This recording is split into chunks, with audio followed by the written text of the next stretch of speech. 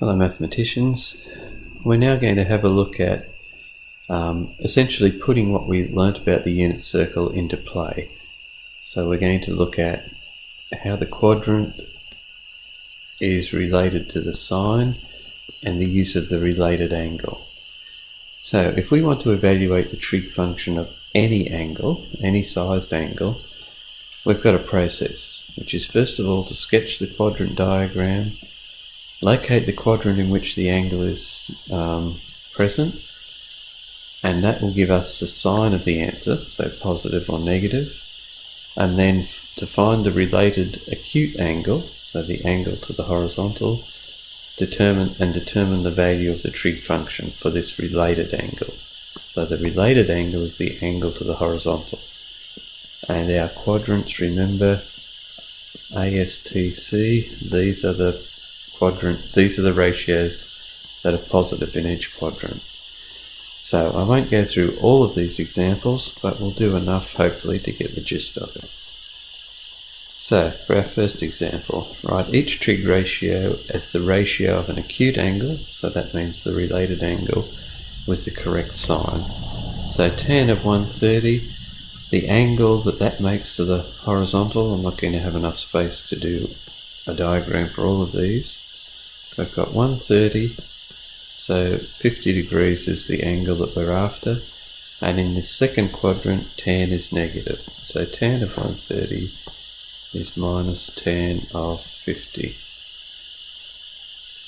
Tan of 260, so 260 will be an angle which is in the third quadrant, and in the third quadrant tan is positive, so it's plus tan of, and the angle compared to the horizontal will be 80 degrees.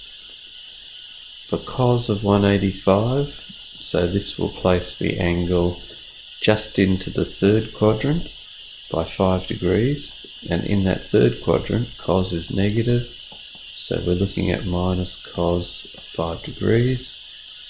And sine of 85, because it's in the first quadrant and it's less than 90, that's just as is. Now, similar thing in number 5, but they're wanting us to find the exact value of the ratio. So, sine of 60, we know the exact value of this. It's in the first quadrant and it's root 3 on 2.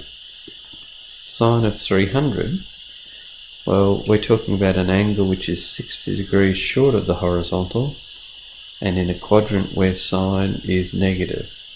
So we're talking about negative sine 60, so it's negative root 3 on 2. For cos of 225, so 225 is 45 degrees into the third quadrant, and in that quadrant cos is negative, so we want negative cos of 45, which is negative 1 on root 2.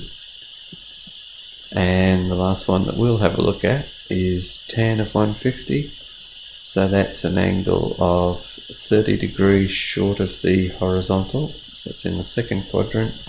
In the second quadrant tan is negative, so we want negative sine of 30, so that's negative a half.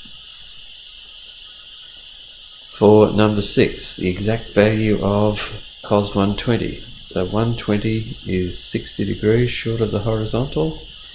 It's in the second quadrant where cos is negative, so it's negative cos 60, which is negative a half. Sine of 135, so in the second quadrant sine is positive, so it's sine of 45 degrees, and sine of 45 degrees is 1 on root 2. Tan of 315, so again we're talking 45 degrees short of the horizontal in the fourth quadrant in which tan is negative, so we want negative tan of 45, which is negative 1. And last one here, cos of 150, so that's 30 degrees short of the horizontal in the second quadrant where cos is negative, so we want negative cos 30, which is negative root 3 on 2.